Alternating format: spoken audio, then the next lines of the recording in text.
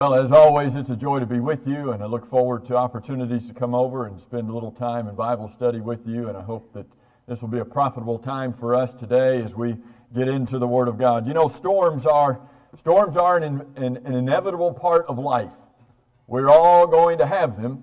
Now, the first kind of storms I want to talk about are just the storms. Kind of depends on what area of the country you live in. You're still going to have storms. I don't know what it's like here in the summer, but over on the East Coast, you can pretty much count on about 3 o'clock in the afternoon, we're going to have some kind of storm during the summers. I don't know if there's a regular time around here that you can pretty much count on it. This time of year, you're going to have this kind of storm going on, and during the summers, we can pretty much count on don't plan much around 3 o'clock because you're going to have some kind of storm coming through. You know, so there's those storms that you kind of expect are going to come along. Some of you may have at some point in your lives lived in country where tornadoes are common. And those are storms that, well, you might be prepared for them in part, but they come unexpectedly. So there's some storms you expect, some storms that you don't expect and come when you're least ready for them, it seems.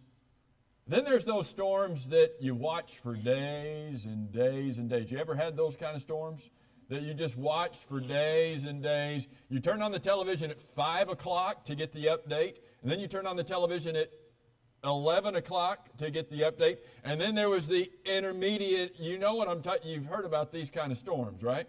These are annoying storms, right? Because they're coming and they have the cone of uncertainty. Where is it going to go?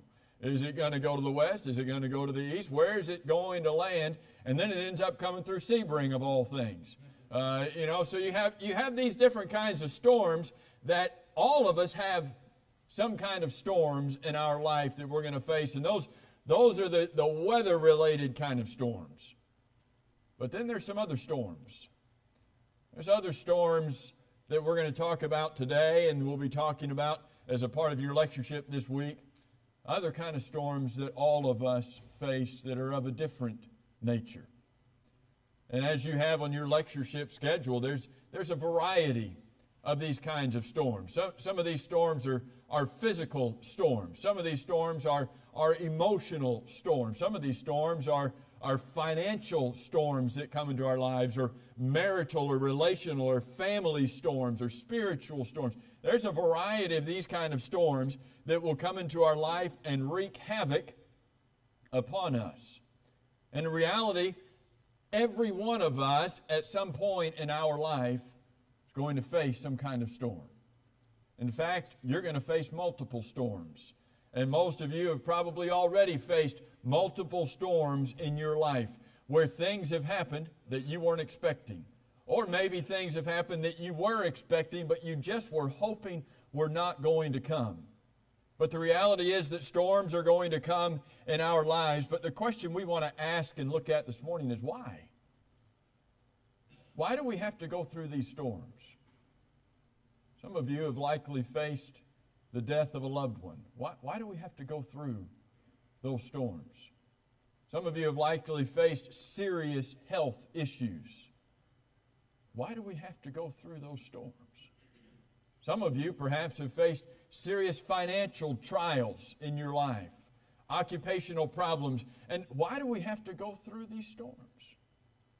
In Judges chapter 6, you know the story about Gideon? In Judges chapter 6. We're not going to look at it necessarily this morning, but there's a verse there that's interesting.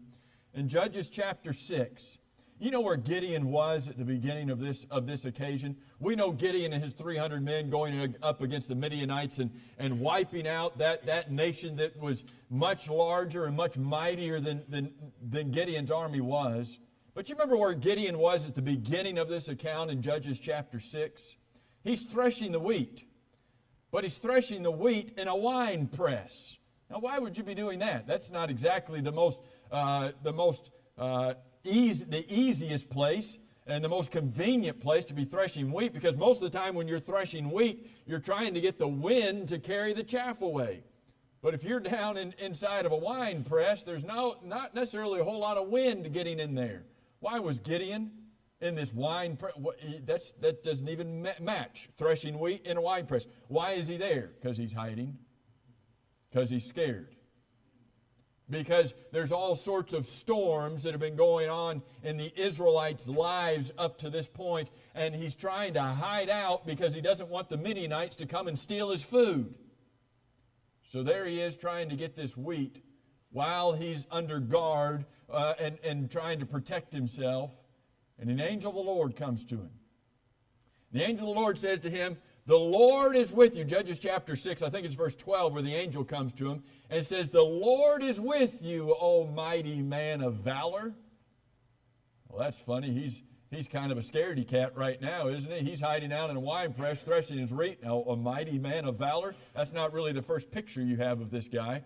But the angel says, "The Lord is with you, O mighty man of valor."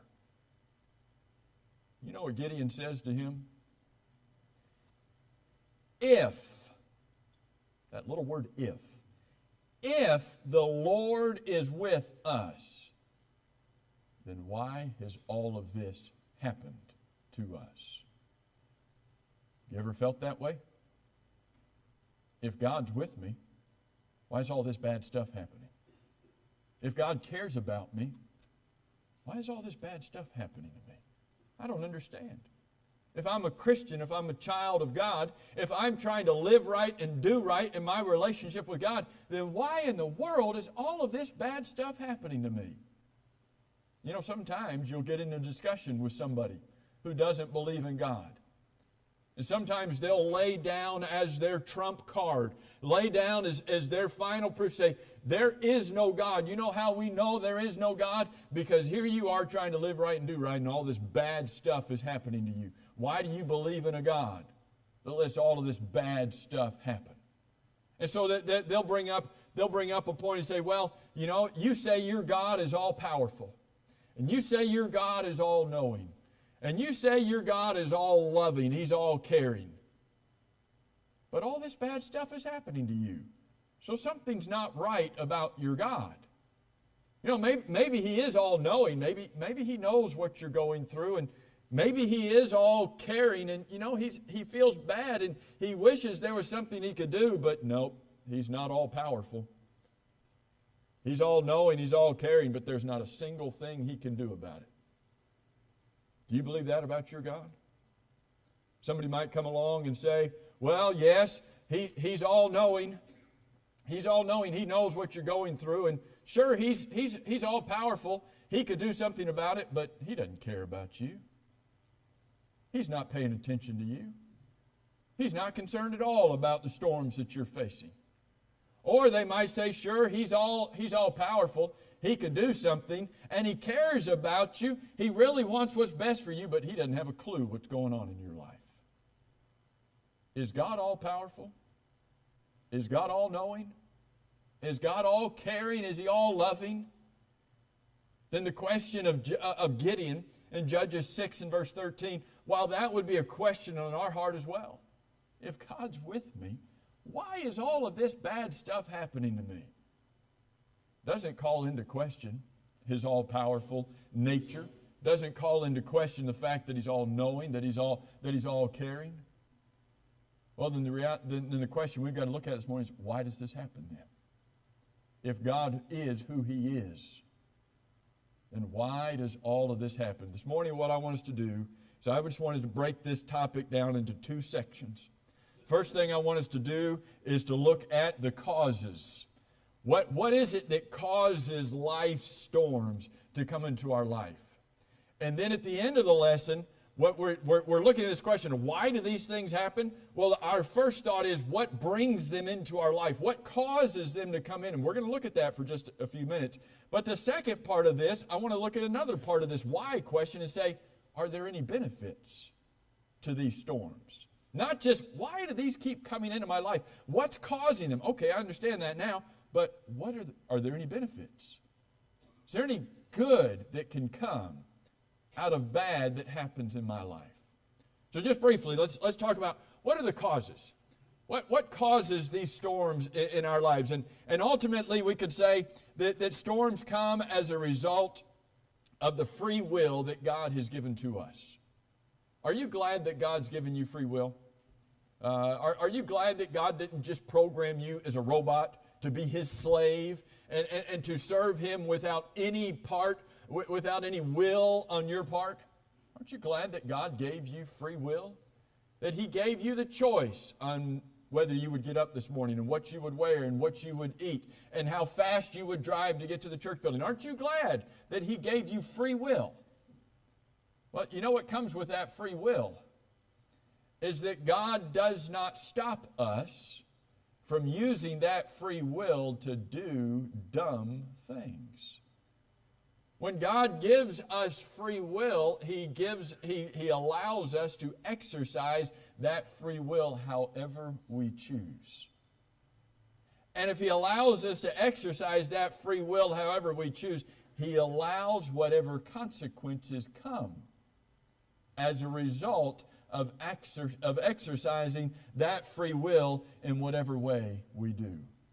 Is that a good thing? We have free will. We get to do whatever we want. God does not stop us from doing things that maybe we shouldn't. And so since God does not stop us from doing things maybe we shouldn't, He allows the consequences to come and even perhaps the suffering that might come as a result of it. And so when we back away and say, why do these bad things happen? What's the cause of them? Ultimately, and at the very basis of this, we can say it's because we have the ability to make choices. Now, if you have the ability to make choices, does anybody else have the ability to make choices? Everybody's got the ability to make choices. So the main part of what I want us to see in this question of the causes of these life storms is to look at the fact that most of these life storms are the results of man's choices. Now, I put the word sins in parentheses because sometimes we could say that these things are the result of man's sins, but it's not always a sin necessarily that brings about these storms. Sometimes it's just a choice. Sometimes it's a choice that somebody makes that's not right or not wrong. It's not necessarily of nature, good or bad. It's just a choice that has been made. Now, sometimes those come about as a result of our personal choices. Sometimes storms come about as a result of our personal choices, those personal things that happen in our lives. And God does not remove from us the ability to make those. He allows us to go right on through making those choices even if they're wrong. And even if they might hurt us. Some of you have experienced some storms in life because of some personal choices that you have made. Some of you have had some difficulties throughout your life, or maybe at a certain point and a period in your life due to certain choices that you've made. And maybe we didn't realize it at the time. Maybe we were in the middle of it and we just thought, how did all of this happen? Where did all of this come about? Why am I going through all of this? But sometimes, you know what they say about hindsight? It's 20/20. You can see things a little bit better in the rear view mirror. Sometimes we can look back at episodes in our life and we can think, yep, that was me. That was something that I did that brought that about. You know, earlier in Judges chapter 6, and this is the cycle throughout the book of Judges, but earlier in Judges chapter 6, it's one of those verses where in verse 1 it says, the children of Israel did evil in the sight of the Lord. You know how many times you read that throughout the Old Testament? The children of Israel did evil in the sight of the Lord. And the very next sentence, and still in that first verse, but the very next expression in that first verse is, the Lord delivered them over into the hands of the Midianites.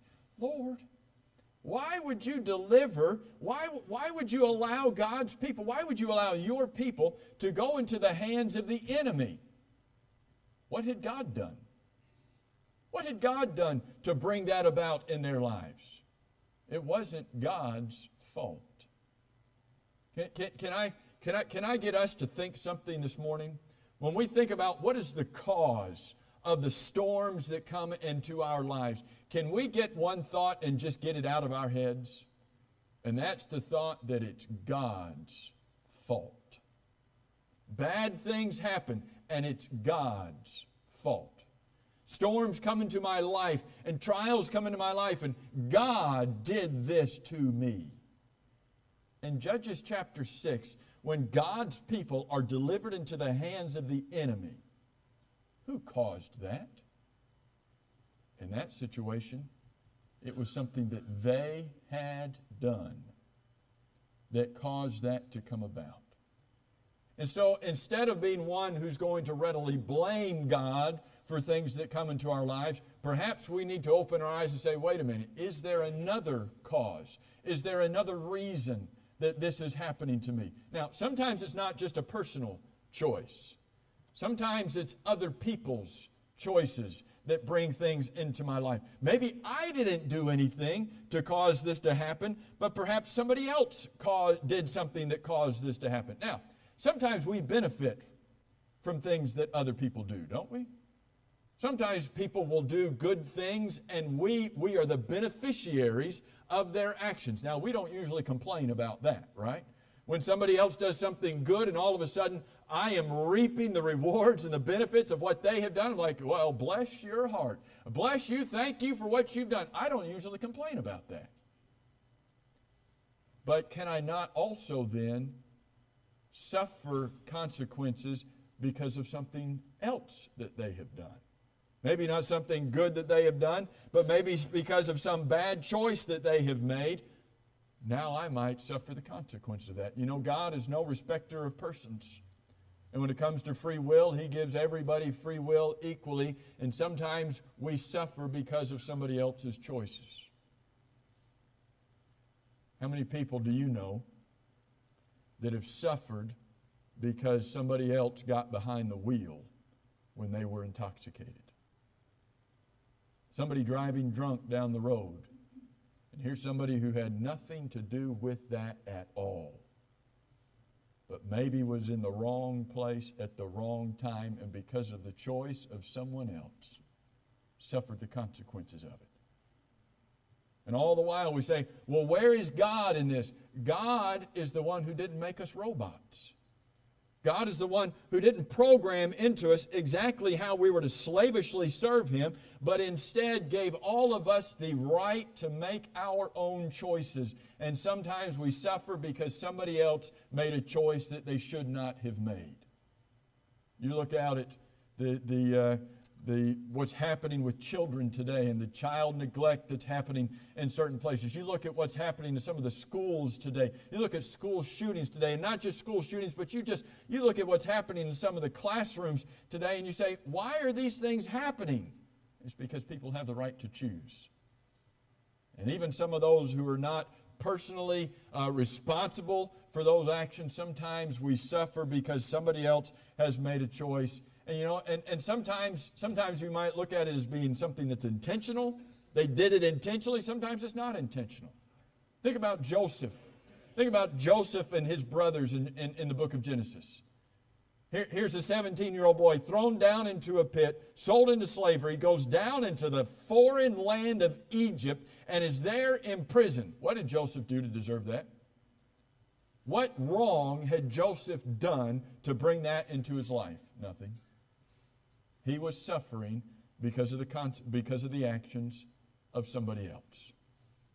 But yet, you remember that verse in Genesis chapter 50 at the end of that account where he told his brothers, you meant it for evil. But God took it. God took that situation that you meant for evil, and God meant it for good. We might go through storms in life because somebody else has made a choice that has had consequences upon us, but can that storm be used for something good? Can something come out of that can be productive? Can God use me, even in the midst of my trials, to become stronger and to serve Him even more? So sometimes these storms come about because of man's choices. It might be my personal choice.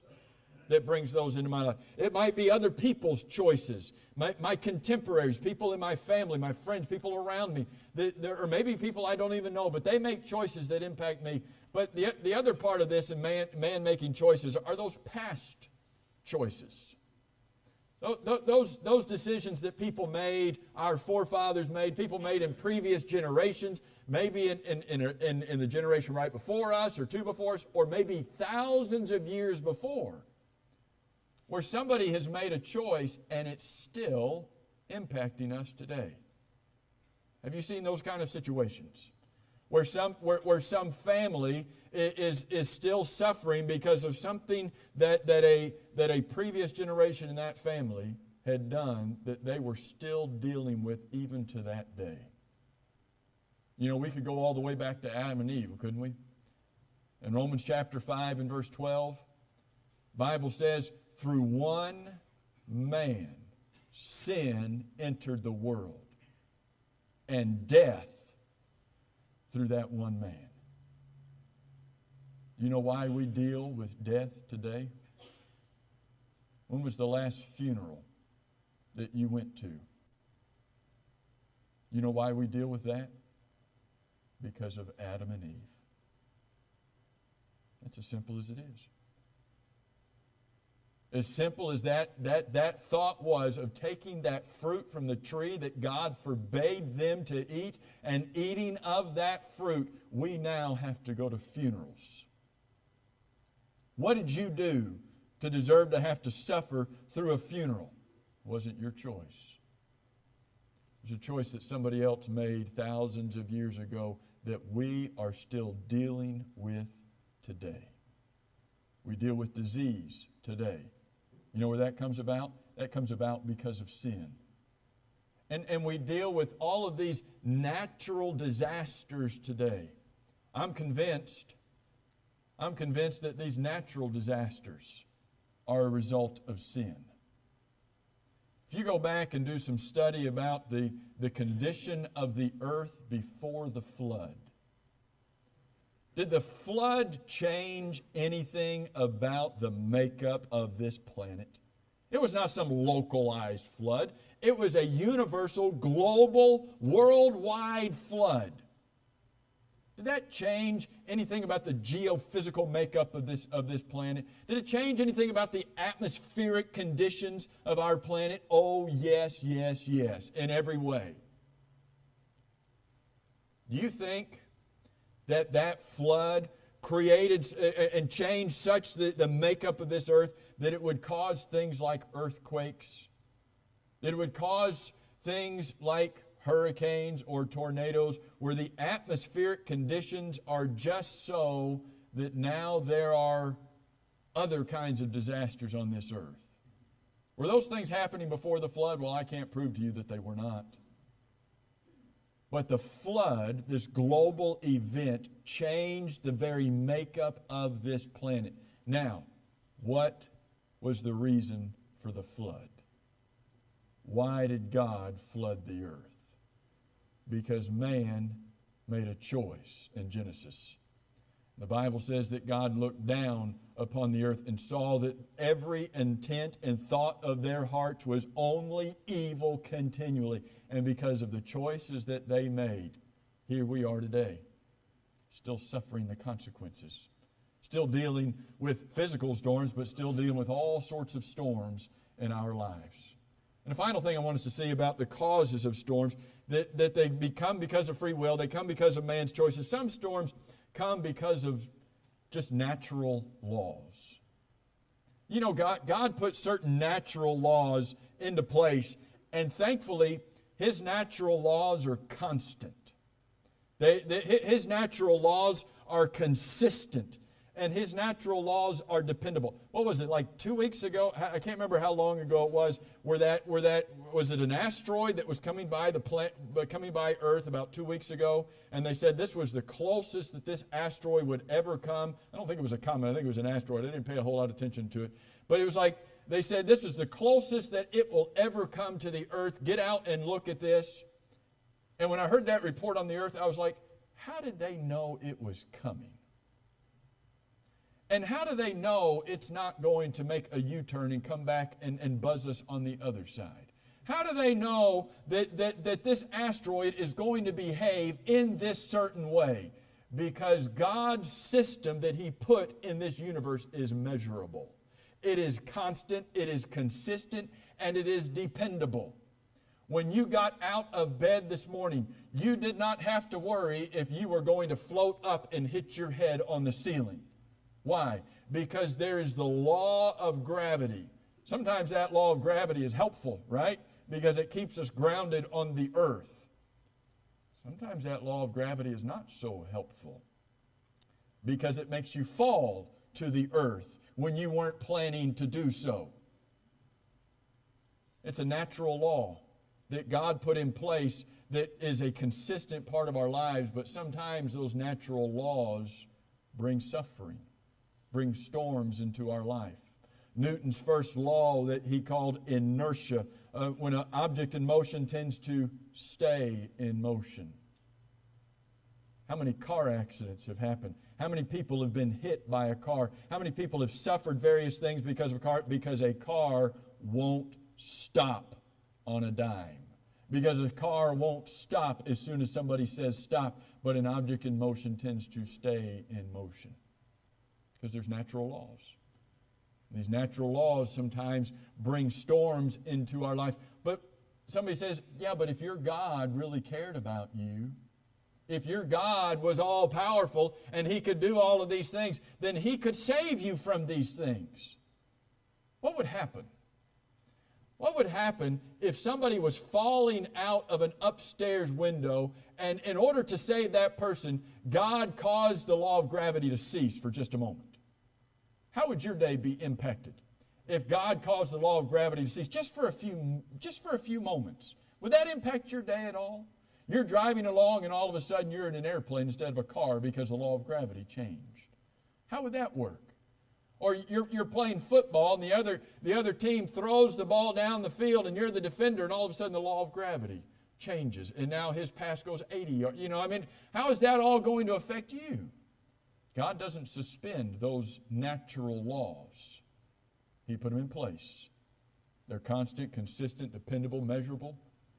And sometimes that causes some difficulties in our lives. So if we're going to back away, you're going to study all sorts of storms that come into our lives as a part of this lectureship this week. And if we were to back away and say, why? To ask that question that Gideon asked, if the Lord's with us, why has all of this happened to us? Well, you know why all of this has happened to us? It's not God's fault. Can we get that thought and just let it escape from our minds? It's not God's fault. He's given us free will to make choices. Sometimes those choices impact us and impact others for generations. And sometimes it's a result of these natural laws. But for the time that we have remaining this morning, I want to ask you, are there any benefits? If we ask the question why, sometimes we're only asking about the causes. But sometimes things come into our lives. Is there any good that could come out of life's storms? Is there any good, any benefits that could come out of trials that come into our lives? And when we are in the moment, when we are there right in the midst of that storm, no way, no how. There's no good that's ever going to come from this. This is the worst thing that's ever happened to me, and I don't see how anything is ever going to be good ever again. You ever been there? You ever thought that? If you haven't, you will be one day. Is there anything good that can come out of this? Are there any benefits that we can reap from being in the midst of some terrible ordeal? And is there something that you and I can do to become stronger as a result of having been in the midst of these things? I want to share with you in just the time that we have just a few thoughts on this and see if perhaps we can look at these trials and these storms and these different things that we suffer in a different light. If they didn't have any benefit, does pain have any benefit to it? You think of pain, you think no, pain's horrible. I don't want pain. You keep pain as far away from me as possible. Well, if you start to step on a nail or you start to step on a tack, somebody leaves something on the floor and you start to step on it, What if you didn't experience any pain when you started to step on a nail? Well, that puppy's just going to come right on through then. You don't have you're not feeling anything about that. What if heart attacks were not usually preceded by some kind of chest pain? Maybe maybe you personally or someone, or maybe you have had a family member, or you've known of someone who got to the emergency room and the doctor said, you got here just in time. Well, what made you go to the emergency room? Oh, you were having some sort of pain. Oh, wait a minute, pain's just horrible. I don't want pain. Get pain out of my life. I don't want to have anything to do with it. Well, it's one of those things that we don't want anything to do with, but does it have any benefit to it?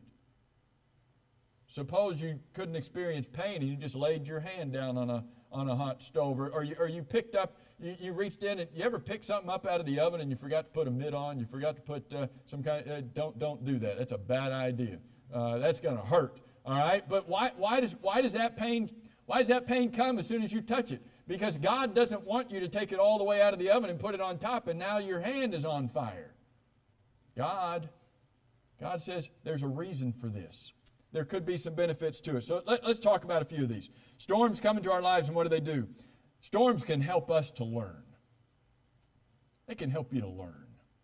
In Philippians chapter 4, you see Paul say in verse 11 and in verse 12 that he had learned. What had he learned? Here's the Apostle Paul, who's being persecuted because he's a Christian. He's being persecuted because he's an apostle going out and preaching the gospel of Christ. In Philippians chapter 4, verses 11, 12, and 13, Paul says, I have learned in whatever state I am to be content. Wait a minute, Paul, you were the Hebrew of Hebrews. You were the Pharisee of Pharisees. You were the leader of. You were going to be one of the most premier leaders of the Jewish nation, and you gave that up. And that brought storms into his life. And as a result, he had to learn some things. And he had learned, no matter where he was, how to be abased and how to abound. Everything and in all ways, he said, it doesn't matter what happens to me, I've learned to deal with it. That's what storms do. Storms teach us. They help us to learn how to make it through those things. They help us to learn what Paul learned in Philippians 4 and verse 13. Don't you like Philippians 4 verse 13? I can do all things through Christ who strengthens me. You know what Paul had to do? He had to learn that. Paul didn't become a Christian and start quoting that verse. That verse didn't exist yet. He didn't become a Christian and start quoting that verse. He didn't become a Christian and write that verse on the front cover of his Bible. He didn't become a Christian and just plaster that verse on the mirror in his bathroom. Paul became a Christian. And after becoming Christian, he suffered some serious things in his life to the point that he learned this truth.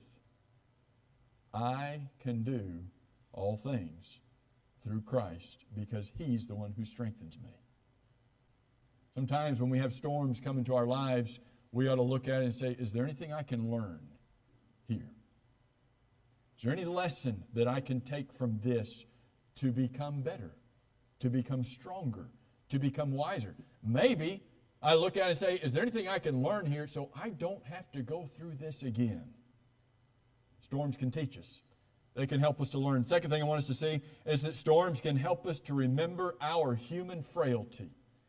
You ever heard of a guy named Job? Did he go through one or two horrible things in his life? When you read through that first chapter and then that second chapter of the book of Job, has anybody suffered more than Job? Anybody have storms worse than Job? Can you imagine being Job? You know, sometimes we look at what we're going through and then we look at what somebody else is going through. Wow, you know, I don't want to be going through what I'm going through, but they've got it so much worse than I do. Here's Job. He's got it so much worse than I do. You know what Job realized? He looked at his own life and he realized, what am I? Who am I? He realized how frail he was as a human being. And it goes right along with this third one, and it helped him to realize how much he needed God. You remember the end of the book of Job? When Job was going to he's going to try to talk to God. He's going to try to explain the way more perfectly to God. You remember that conversation at the end of the book of Job? How do you think that's going to work out? Even if you don't know the end of the book of Job, how do you think that's going to work out? Job's trying to explain the way of things more perfectly to God. How's that going to work out for Job? Guess what? Who's going to be learning in this situation? Who's going to be having things explained to him more perfectly? Job not only learned the human frailty side of him, but the suffering he went through helped him to learn to focus on God. There's a verse over in Psalm 18. And this would be a good verse for you to have underlined in your Bible, to be reminded that when trials come into my life, how can I respond to this? In Psalm 18, here's what David says in verse 6. In my distress. What's distress? It's a storm of life. What's distress? Some trial, something that you didn't plan on, you don't want, and is causing you trouble in life. Here's what David says, Psalm 18, verse 6. In my distress, I called upon the Lord. The storms have any benefit for us? They help us to focus where we need to focus, turn where we need to turn. I cried out to my God. And that's not all that this verse says. He heard my voice from his temple, and my cry came before him even to his ears. Bad things are happening. You know what it can help me to do? It can help me to stop blaming God, and it can help me to start turning to God and trusting in God. In Psalm 56 and verse 3, the Bible says, when I am afraid, I trust in you. Ever been afraid? God says, allow that time to put your focus on God and learn to trust in Him. The next thing we see is that storms help us to recognize what is truly valuable. You know, sometimes we go through life and we place value, we place priority on things that maybe not all that valuable. Maybe shouldn't be all that important in our lives, but at the time and at the moment, this is the best thing that there can possibly be. And then something comes in our life and we realize, you know what? Maybe it's not all that important. You ever been through some trial in life and it's brought your family closer together? Is that true value? You know, sometimes they say about funerals, someone has died. It's a storm, it's a trial, it's a difficulty. It's something we don't want to experience in life. But you know what they say about funerals? It's one of the only times where a family comes together. Isn't that interesting? That at that moment, while a family is experiencing a storm, what does it do but helps them to realize what's most important right now? You ever known of people, when there's a death in the family, they take off of work? You ever known of people that will take a week or two off work? You ever known of people that will lose money? You ever known of people that will pay money to get on an airplane and travel and to be with family, maybe money they didn't have to spend? You know what we realize when storms come in our life? We all of a sudden might wake up and say, you know what? There's something more important than my job. There's something more important than money. There's something more important than whatever it is, and it helps us to draw closer to what is most important. And we're not just family, but it helps us to recognize the value of true friendships. It helps us to understand what's most important in life. There's two verses on the screen, one from 2 Corinthians chapter 4, and we won't take time to look at that one, but it was where Paul lists various things that he had endured. But I like the one over in Philippians chapter 1 and verse 12 where he's writing from prison. He is in a Roman prison. And over the years that had preceded this time, Paul had gone down to Jerusalem. He had been bound, arrested in Jerusalem, thrown in prison, put on trial, transported by night to Caesarea. by night to Caesarea because of the difficulties of the situation in Jerusalem. Transported by night to Caesarea, put in prison in Caesarea for 2 years, had a spineless governor in Festus Felix who were not willing to deal with his case and to set him free, appeals to Caesar, heads off to Rome as a prisoner, finally makes it to Rome and is in a prison in Rome. And you know what he says in Philippians chapter 1 and verse 12? He says, the things that have happened to me, some of those things you can read about in 2 Corinthians chapter 4 and in 2 Corinthians chapter 11 because those books were written before the book of Philippians. He says, the things that have happened to me have actually turned out for the furtherance of the gospel. You know what was most important to Paul? The spreading of the gospel.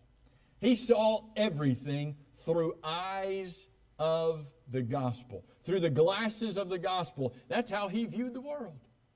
And all of these things that had transpired, and he could have said, woe is me. Why is all of this bad stuff happening? God, why have you brought this upon me? I'm not going to serve you. I don't even believe in you, God. You've let all this bad stuff happen. No, that's not where he went. Instead, he said, you know what? The things that have happened to me have allowed me to recognize what's truly valuable. It has allowed the gospel to be spread even further as a result of those things that have happened to me. Very briefly, let me share a couple more with you. Storms help us to help others. Helps us to take our focus off of self and helps us to put our focus on other people. And you know that's what happened to Jesus in Hebrews chapter 2. Hebrews chapter 2 and verse 18, the Bible says that Jesus suffered. You know why he suffered? You know why he was tempted? So that he could aid those who were tempted. We go through storms in life. They can make us stronger. They can make us more prepared to turn around and to help other people. That's what 2 Corinthians chapter 1 says, is that we are comforted by him with the comfort that comes from others so that we can turn around and comfort others ourselves. Are there any benefits to going through storms? Yeah. So that I can help somebody else who goes through that same storm later on. So that I can comfort them. So that I can encourage them and strengthen them in the process. Storms, number whatever this is, storms help us to be humble. Remember Paul said in 2 Corinthians chapter 12 that the Lord gave him a thorn in the flesh. A messenger of Satan, he called it. That's not a very nice thing. He's a messenger of Satan, this thorn in the flesh. Paul says, I've got this thorn in the flesh. How many times did he pray for God to take it away? Remember? 3 times, God, take this away. But you know why Paul realized he had it in 2 Corinthians chapter 12, verse 7? Lest I be exalted above measure. I've got this happening. You know what storms help us to do? They help us to stay humble. Storms help us to build our faith and our character, 1 Peter chapter 1. Storms help us to perfect our endurance level. In Romans chapter 5 and verse 3, it says that tribulation, trials, storms, tribulation produces perseverance. Perseverance, character, and character, hope. And storms help us to long for heaven. I don't know what you've gone through in your life. I don't know what storms you have endured. Paul said in Romans chapter 8 and verse 18, the suffering, the storms, the suffering of this present age is not worthy to be compared with the glory that shall be revealed in us. We go through trials and storms in life. Instead of looking at heaven and shaking our finger and blaming God, may it be occasion where we look at heaven and where we long to be there even more. Knowing that this world is not my home, I'm just a passing through. There's something laid up for me by God in heaven. If I will just endure those things that are happening to me, storms are going to happen in our lives. They're going to be all around us. They will encompass us, but we can use them. We can use them for some of these reasons and even more that you could add to that to benefit from them and to grow stronger in our service to God. Thank you all very much for your attention this morning.